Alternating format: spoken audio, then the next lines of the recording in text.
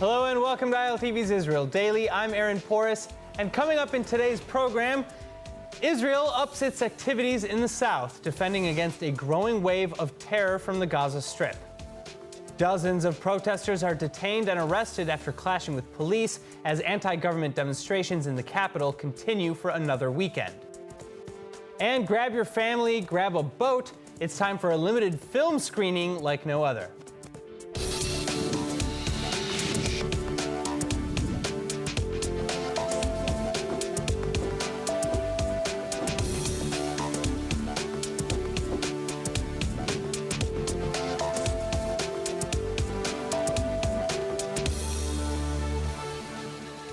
Yet another weekend marred by disaster and fear in Israel's south. The ruling terrorist organization in Gaza, Hamas, continuing to send thousands of Israeli civilians running for shelter with their latest series of attacks, some of which have reportedly taken a disgusting turn. Dozens more explosive balloons burning thousands of acres. Another round of over a dozen rockets fired, setting off alarms and sending thousands of Israelis running. And now, sewage. Israeli authorities warning of an impending ecological disaster as a river of human waste spills over from Gaza into Israel. Israel calling the overflow a deliberate act. This after Hamas, which runs the Gaza Strip, recently threatened consequences for Israeli sanctions on the territory. The sanctions made in retaliation for Hamas's ongoing acts of terror. Far from backing down, though, the IDF is striking multiple Hamas targets, including military complexes, weapons manufacturing sites, and underground infrastructure. Israeli Defense Minister Benny Gantz supposedly even warning of a return to targeted killings. צה"ל ערוך, מגן וימשיך להגן על תושבי הדרום, יתקוף את התוקפים אותנו ויפגע בהם פגיעה קשה מאוד. Hamas leaders reportedly going into hiding amidst the threat, while warning that if assassinations do resume, Tel Aviv will be targeted next. But maybe among the most impressive defense strategies, the IDF's new Lahav Or laser that's being fine-tuned to intercept incendiary balloon attacks. Meanwhile, aiming further up in the chain of command, Prime Minister Netanyahu calling out Hamas's backers in Tehran. The Iranian government fuels regional conflict through organizations like Hamas in Gaza and Hezbollah in Lebanon. Netanyahu then going on to thank the United States for upping sanctions against Iran as the UN lowers them. The Security Council's failure to act was a dereliction of its duty to protect international peace and security. Unchallenged, this failure effectively makes the Security Council complicit in arming Iran's murderous regime. Fortunately, President Trump and Secretary Pompeo have refused to accept this. Responsible countries should support the United States in seeking a real solution, one that will prevent Iran from building nuclear weapons. And now another ongoing conflict in Israel, this one internally. Massive protest rallies continuing in Jerusalem.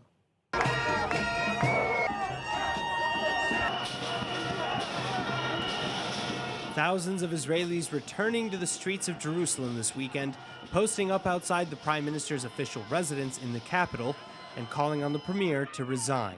We came here to say enough for a Prime Minister that acts like a mafionaire, like a mob guy, with his criminal soldiers all around taking care of themselves and not taking care of anything else happening here. No permit to continue the march past 10 p.m. due to noise violations, however. Several clashes broke out between protesters and police in the late evening. At least 7 marchers getting arrested and dozens detained. Some for even assaulting police, as the officer in this video claims. Protesters accusing the police of excessive force, though, an investigation into this incident and others being opened. And eventually, the protests were allowed to continue anyway. Such rallies, growing in size every week, have been ongoing for months now, taking place by the Prime Minister's residence in Jerusalem, as well as in Tel Aviv and other central areas.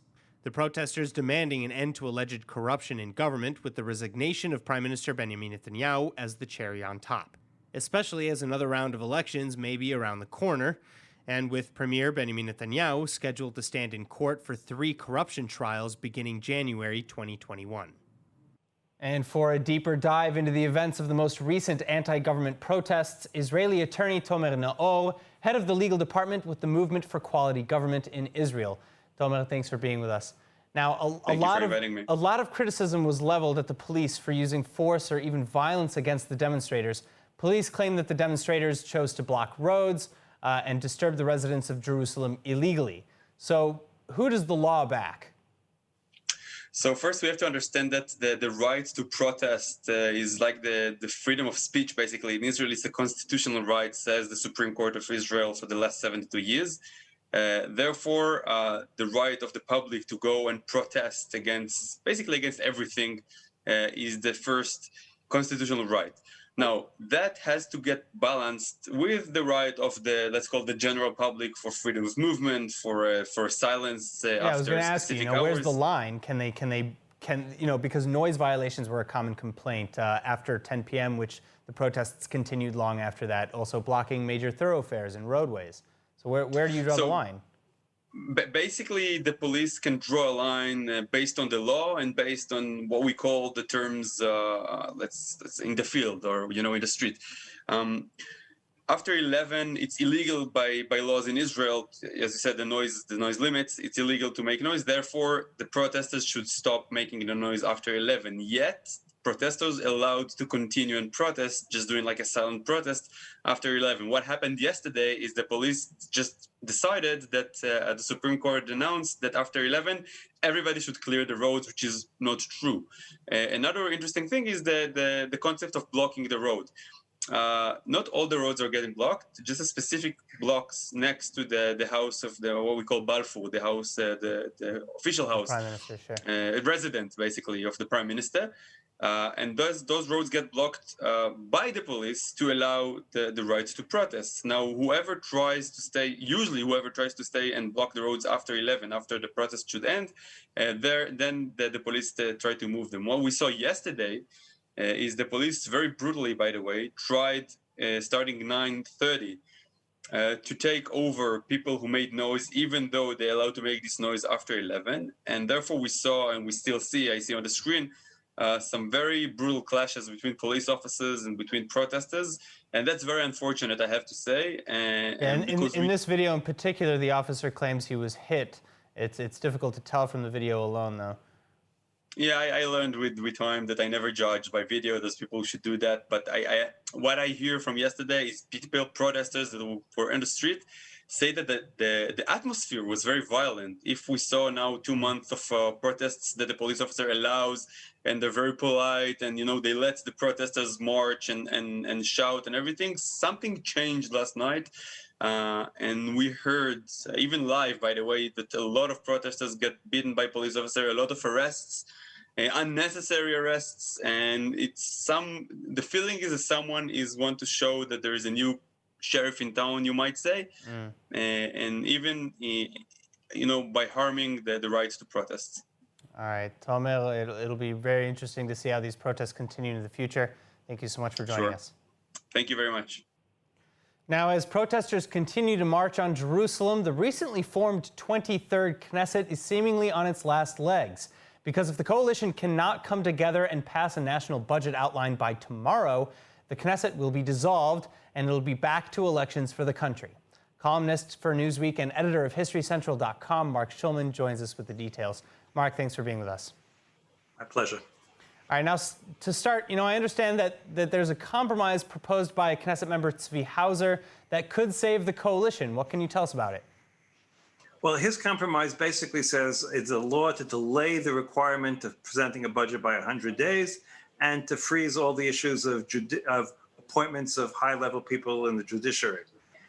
This is all a big question. There's only one question here. Does Prime Minister Netanyahu want elections or doesn't he want elections? It's been clear since his court appearance 2 months ago when it was established that the trial would begin in January, 3 days a week, that he wanted to do something because he's afraid that once he has to go to court 3 days a week, he'll be forced by either the Attorney General or the Supreme Court to step aside temporarily, and then at that point, Benny Gantz will become acting Prime Minister. But it seems pretty clear at this point that that's the direction he wants to go one way or the other. Again, though, Defense Minister and alternate Prime Minister Benny Gantz, he told the media yesterday that he and his party still insist on a 2-year budget and that the ball is in Netanyahu's hands.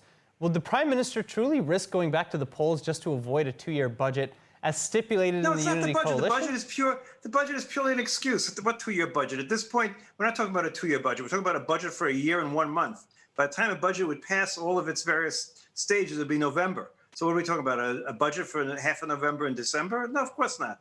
The issue of the budget is purely the excuse that Netanyahu is using, because only if the coalition falls apart because the budget isn't passed, that's the only condition where Benny Gantz doesn't become prime minister during the interim period between when an election is called and the actual election, because the Israeli law was changed in such a way that Gantz automatically becomes prime minister during that interim period in every other condition except that.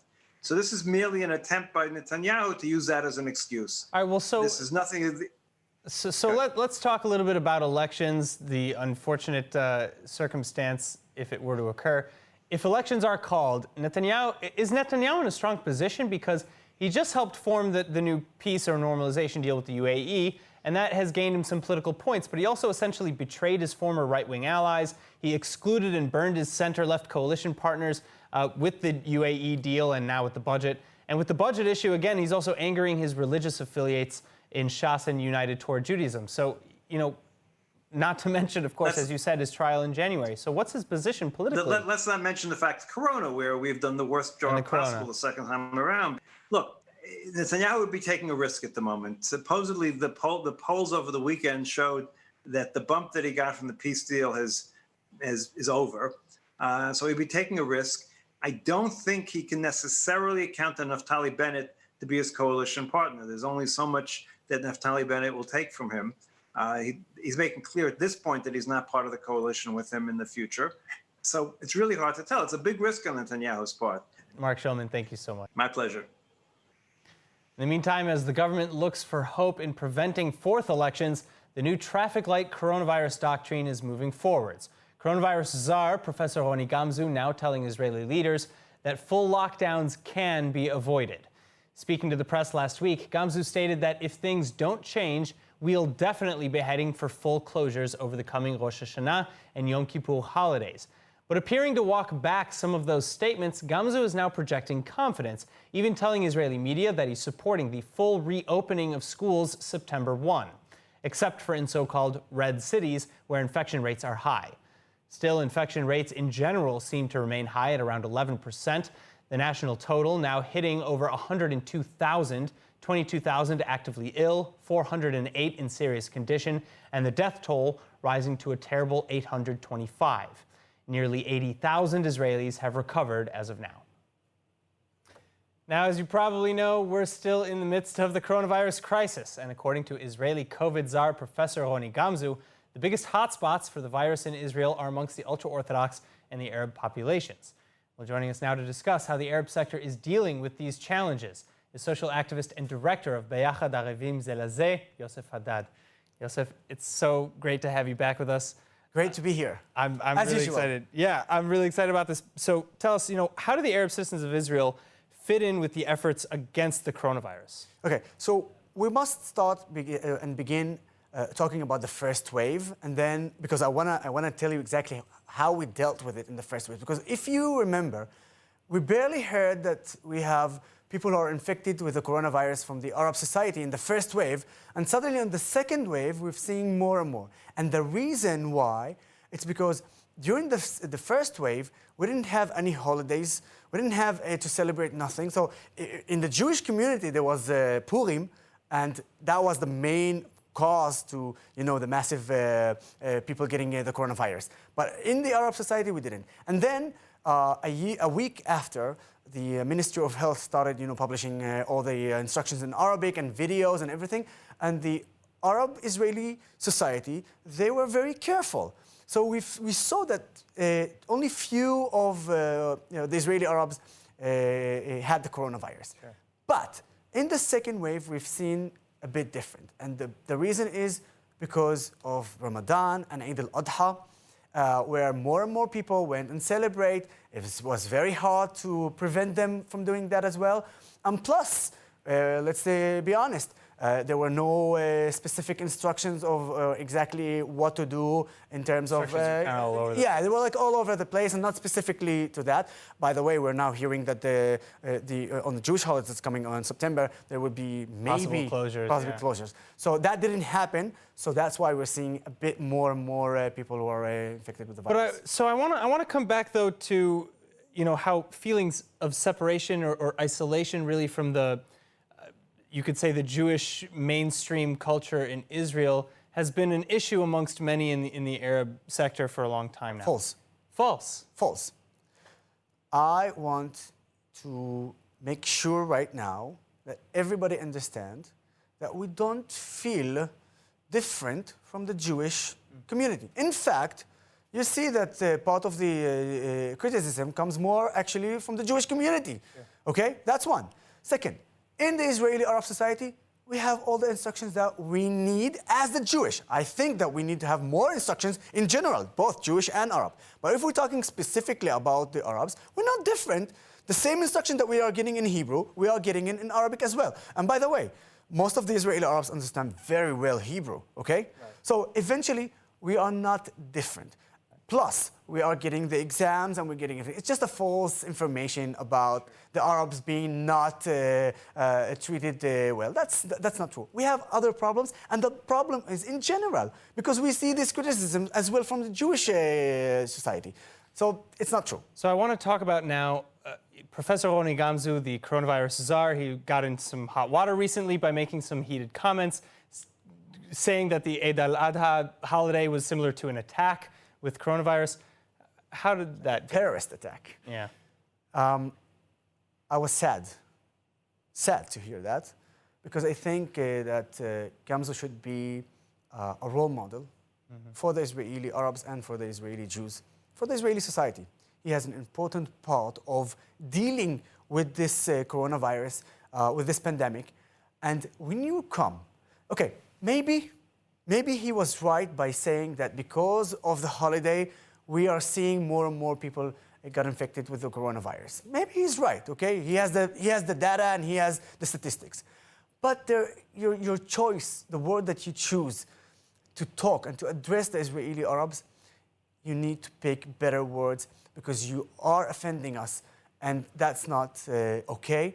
I mean, come on. What if it was on the other side? What if we say that the Jewish community is doing like pigua, like that would be terrible. Yeah. That would be terrible. So what I want to say is, by the way, he apologized. Yes. I was just going to ask, did his apology go well? So he apologized, but unfortunately, the damage was already done. I really hope that in the future, he will pick better words to approach the Israeli Arab society and in general, the Israeli society. All right, Yosef Haddad, thank you so much for being with us. Thank you for having me. In other news, the Tokyo Summer Olympics have been deferred for a year, and athletes worldwide are fighting to stay in the competition. But one Israeli runner has to battle it out on two fronts, the physical and the religious. Ultraorthodox Bidi Deutsch is an inspiring marathoner who has yet to qualify for the Tokyo 2020 Olympics next summer. But with regular training, she's getting closer and closer every day. The problem now, then, is ensuring that the race is held on any day of the week except for the Sabbath, from Friday sundown to Saturday sundown. Deutsch doesn't train or compete in line with her religious beliefs over the weekend, and she already missed the last World Championships because of scheduling on Shabbat. So with the help from a lawyer, the runner is now petitioning the Olympic Committee to reschedule the Olympic races in which she hopes to participate. And joining us now with more on the fight for religious rights in sports is Israeli marathon champion Bidi Deutsch. Bidi, thanks so much for being with us. Now, you want to move the race that is scheduled for the Sabbath so that do you have a legal or practical precedent to support your argument? I believe yes. I mean, there was a lawyer who contacted me because he felt like it was within, my rights to try and make this request. He said that based on the principles of the Olympic Charter, which guarantee that everyone should have an equal right to participate in the games and shouldn't be discriminated against because of race, religion, or gender. And also the principle of reasonable accommodation, that, if there's no other reason that would affect, it's not compromising athletes' health or spectators, or then there's room to try and make this request. In the past, there have been different reasons. People, they had a discussion with the Muslim athletes in 2012 to try and accommodate them because of Ramadan. They couldn't move the whole Olympics, but they were able to make different accommodations for them. In another case, Allison Felix was able to switch events so that she would have an opportunity to win gold medals in both of the events. They switched around the timing of the events for her. Obviously, I'm not at that level, but I believe it's important, even if they don't even accept my request, I think speaking up on behalf of religious rights is something that's important. And so speaking of, I understand that this is actually not the first time that you've had to maybe give up participating in a competition because of your Orthodox religious beliefs. What other challenges with these types of competitions come with being Orthodox? So definitely Shabbat and holidays is a big deal. And that's why also I wanted to say, I don't ask all the time to accommodate my religious needs. I've missed out on so many competitions because of Shabbat. I'm missing out on another one, the half marathon championships in October. I can't participate in. The Olympics come once in 4 years. I think I choose to dress modestly. It's my choice. That's but it definitely affects my timing in races. It's not as easy to run, fully clothed versus wearing more streamlined gear. So I know that I make that choice. All right, now, Bidi, what's maybe a message that you can give to people who you inspire? To never compromise on your values and beliefs. Stand up for what you know is right and true for yourself. Don't be afraid to speak out. There's always going to be people who doubt you, who tell you no, who tell you you're crazy. And you have to be strong and keep pursuing something that is important to you. And really and I always say, when you respect yourself and you stay true to yourself, other people will respect you for it. All right, well, good luck on getting the competition moved. Good luck in future competitions, and thank you so much for being with us. Thank you. All right, now you may remember on ILTV hearing about the latest initiatives in the city of Tel Aviv to help citizens get out of the house and enjoy their night without fear of contracting a deadly disease. Well, it started with bringing back the drive-in movie experience, and now it continues with a paddle-in. Nittany Manson with the story. Indoor theaters and cinemas still closed due to the coronavirus. The Tel Aviv municipality is floating a different idea for entertainment. Whole families, young couples, and others in the know taking advantage of the new sail-in floating cinemas in the city's Yarkon Park. The so-called theater accommodating up to 200 people seated across 70 pedal boats, and each maintaining 2 meters distance. Every day during the last week of August, the city screening 2 films on the water at a cost of just 80 shekels per boat. Because we have no regular days now that in the corona we have no movie, no theater, no anything. So the city of Tel Aviv make for us this beautiful evening. It was an amazing evening. Great to see a cinema, Corona style. We had an amazing time. The whole family enjoyed it. Good move, Tel Aviv.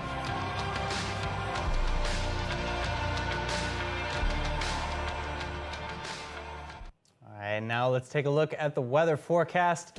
Tonight should be clear and warm with lows hovering around 73 Fahrenheit or 23 degrees Celsius.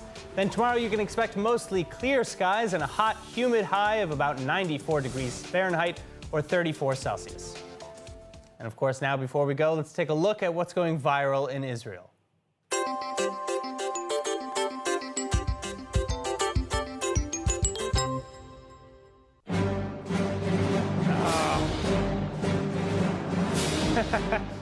This is terrifying. I wonder where they're going. They look like they're really on a mission. Like it's not just, oh wow, there's a goose, just random. That's the scariest procession I've ever seen. All right, and that is it for today's news. Today's exchange rate is 3.4 shekels to the American dollar, For more news from ILTV, please like ILTV on Facebook, follow us on Instagram, and subscribe to our YouTube and Roku TV pages. I'm Aaron Porras. Thank you so much for watching.